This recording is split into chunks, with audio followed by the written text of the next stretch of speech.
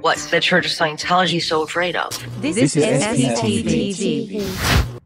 You have a huge fan base. Many of them were very upset. Many of them who are women. Yes, many of which are amazing. women, and many of whom were upset that you were not going to be as present in season 2. Yeah. The internet likes to go crazy and come up with theories about why that was. One of the theories was that your faith was in conflict with the show. You have been very clear. It was a scheduling conflict. Yes. So that is out there. You put that out there. And yet I do wonder, have you ever experienced a conflict between your faith and the material that's on the show? No, you know what's so funny is as an actress, I gravitate towards the best material. You know what I mean? So like the best material, in my opinion, that's what I want to work on. And it has nothing to do with my religion or my spirituality. It has to do with the fact that I'm an actress and I love playing this role and I'm going to play it. And what's funny is when the rumors came out about the fact that, oh, it's because I'm playing a lesbian and that's frowned upon. I've been a Scientologist since 1999. And I've never come across any piece of information that remotely is negative or derogatory in any way towards the LGBT community. And they're an amazing fan base, and I'm very supportive of that fan base. So yeah, I don't know where people came up with that, but again, it's like when you're in like a vacuum and people don't know what to do when they're in a mystery, they tend to fill in the blanks. And I get it. It's, human behavior. People want answers and they make stuff up. So whatever, I'm an actress and rumors get thrown around and it's part of my job that I have to deal with. Another day, another Scientology actor that we confront on their lies. And here is Laura Prepon, that was very much into Scientology when she was doing this interview, willing to go on the public record and lie, because the way that the corporate media works, you guys, in this case, Fusion, that's there to so-called, set the record straight, because the internet rumors are just swirling. And, like Miss Prepon says here, people just like to make up any old rumor, and apparently anything on the internet just goes crazy with literally not a shred of credibility. Well, yes, Miss Prepon, we couldn't agree with you more that happens on the internet. But you know what else happens on the internet? People share facts that you are very, very well aware of, such as the history of what your so-called spirituality and whatever it is that you are practicing in the celebrity center. Whatever it was that Laura Prepon was practicing at Celebrity Center, you guys, being that she was brought there by her flag FSM, Danny Masterson, the one that got Miss Prepon to get started in Scientology. And that didn't age too well for you, Laura Prepon. That with a straight face and a smile tells us that she had never, ever seen anything derogatory in Scientology said about LGBTQ. Well, let's remind you, Laura, what reference you definitely read that definitely was derogatory. Let's just remind you so that you don't forget it. And this is from a book that you're very familiar with as a Scientologist. It's called Science of Survival. And I quote, "There are only two answers for the handling of people from 2.0 down on the tone scale, neither one which has anything to do with reasoning with them or listening to their justification of their acts."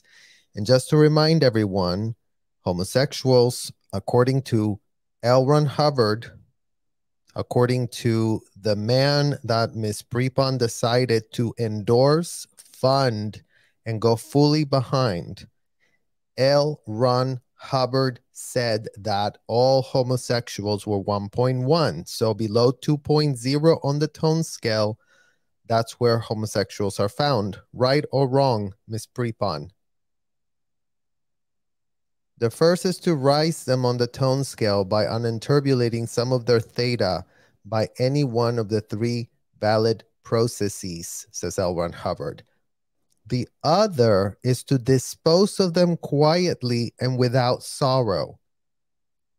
So with what kind of straight face, Miss Prepon, can you sit here spouting out that you never, ever heard any negative thing said about the LGBTQ when the founder, the convicted felon that you decided to endorse as your spiritual guide when you arrived to Hollywood, and that got pitched to you by Danny Masterson, said in one of the early books you had to read, because Science of Survival, you got high enough to be reading Science of Survival. So don't play dumb, because you know what? This little segment you did to clean up your image real quick is not aging well whatsoever, Miss Prepon. This little segment of lies that you decided would be a great idea so that I can continue keeping my LGBTQ fan base that likes my character, because yes, I'm an actress, and yes, I choose the best stuff that will make me famous. Because apparently you couldn't have connected a dot. You couldn't have connected the dot of, in this book where I go at Celebrity Center, this book that I read with the rest of my friends, the Scientologists that all believe the same thing because we're so together. You never, ever, ever connected a dot there, Miss Beatbun, one from the other? That just never happened to you. From here, you never went from here to here, according to you. Literally, this being written about dispose of them quietly and without sorrow was not, in your opinion, anti-LGBTQ whatsoever. Well, let's continue reading it for you, and let's see if maybe this next part proves our point even more, as if that even was even possible. Adders. Go clear up the definition of an adder, Laura. Use it in a lot of sentences. Open the dictionary and see what kind of snake adders are classified as, since the choice word of L. Ron Hubbard is what he wrote. Adders are safe bedmates compared to people on the lower bands of the tone scale. So right again, shout out to L. Ron Hubbard, who is pitching you Orange is the New Black actress Laura Prepon that plays a gay character in a jail that never ever heard anything in Scientology being derogatory about LGBTQ, you guys. So here we just literally shredded your credibility, Laura. Literally, look. Here's your credibility. There you go. There's your credibility. If you're willing to lie on the public record so you can keep your LGBTQ audience tuned into your performance, since you are such a great actress and all, interesting, interesting, interesting. Since it wasn't like you made some little comments to some of your friends that would get immediately right back to me when you found me dancing at your house, Laura, and you had some choice words that you make sure you gave to a person that you knew would tell me, right? But you're not homophobic, and you never subscribed to this, and you never in your life heard anything negative in Scientology about LGBTQ. Well, let's continue reading this, since we're not even done with this little paragraph. Not all the beauty, nor the handsomeness, nor the artificial social value, nor property can atone for the vicious damage such people do to the sane men and women. So Miss Prepon considered herself a very sane woman, while on the other side of her mouth says she loves the LGBTQ, while on the other side of her mouth is funding the hotels where she read in a book, this idea was pitched to her that LGBTQ were worse than adders for bedmates, and that we could have been and should have been just quietly disposed of. Continues, the sudden and abrupt deletion of all individuals occupying the lower bands on the tone scale from the social order would result in an almost instant rise in the cultural tone and would interrupt the dwindling spiral into which any society may have entered. So here you go, Miss Laura Prepon, that definitely apparently is finding a lot of things that she should be smiling about as she pitches her lies about how she never heard anything degrading towards LGBTQ inside the Scientology hotels that Miss Prepon was definitely a paid member of, definitely a donor, a large donor. How many hundreds of thousands of dollars did you donate to that hotel, Laura Prepon?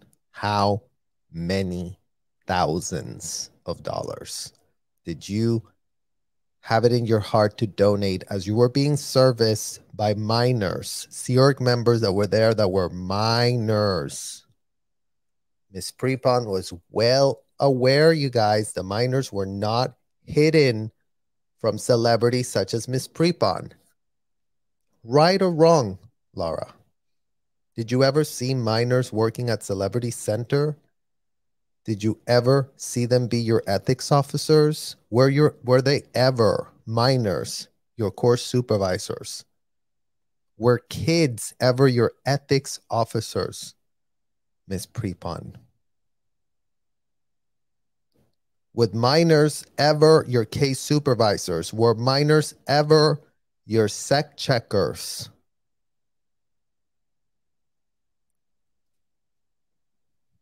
Ever? Ever, ever, ever, ever, ever. And why was that okay? Maybe you can try and keep that same big Hollywood smile as you answer that question, as you start typing it on an email. You know what? We don't give a shred of an F that you allegedly walked out of this hotel, Laura Prepon, given that you were recruited there by none other than Danny Masterson. And we all know exactly how that ended.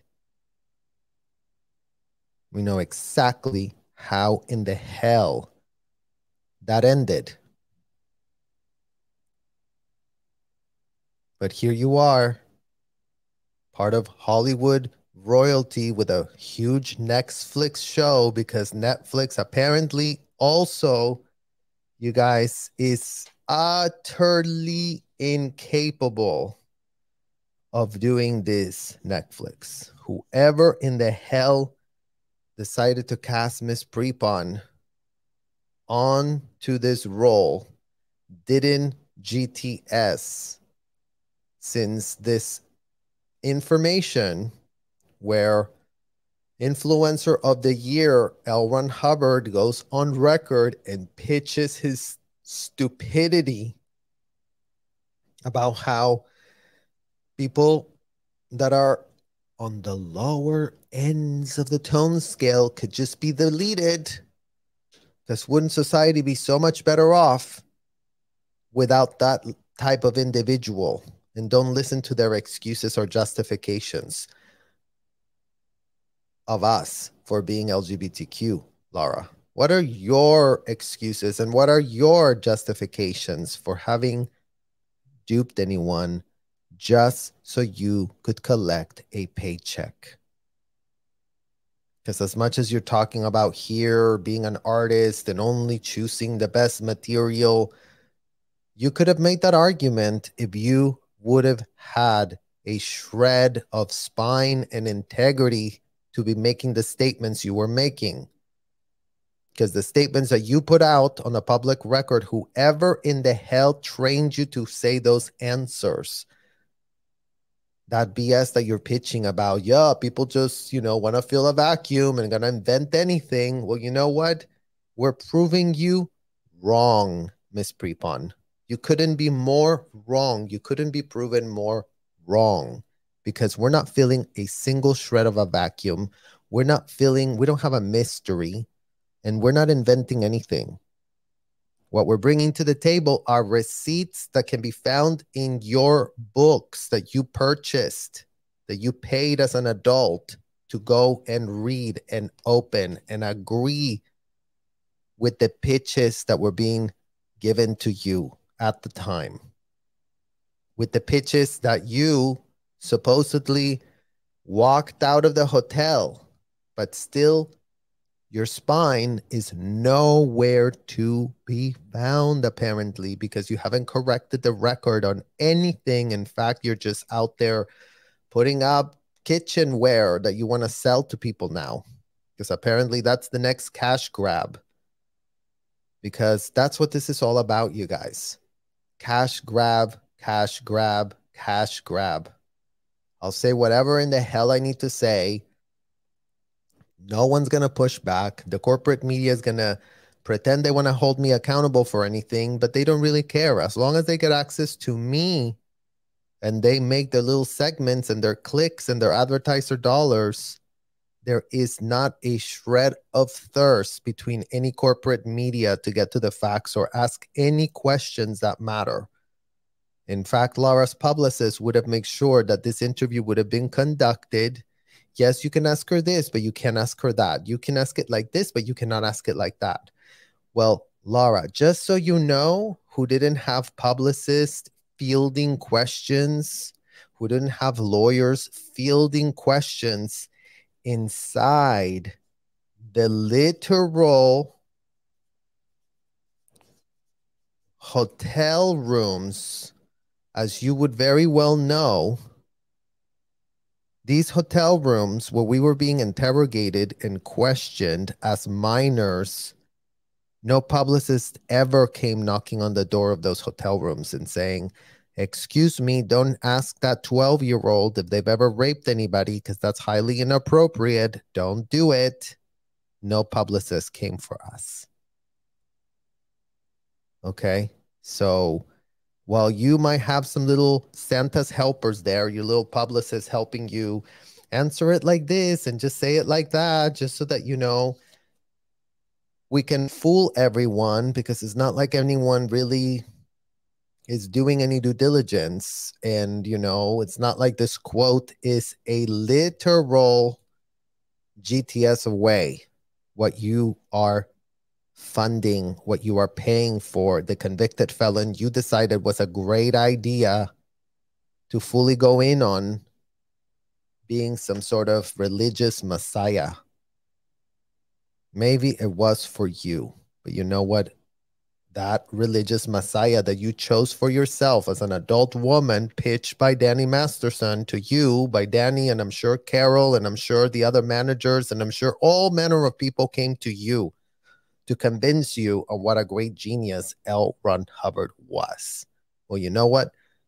You, like hundreds, thousands, and if we go with Scientology's number, millions of others worldwide bought the false pitch. So that's on y'all. That's on y'all now to reckon, take accountability, start putting out statements that make sense, start setting the records there, start cleaning your hands. You know how in Scientology they used to keep telling you, clean your hands, and clean hands make a happy life? That's the campaign we're on right now. Clean hands make a happy life, and your life will become happy when all of these celebrities that were all about having child slaves doing all manner of positions that children should have never been doing. It's now up to y'all to clean your hands with all of that derangement and all of that disgustingness.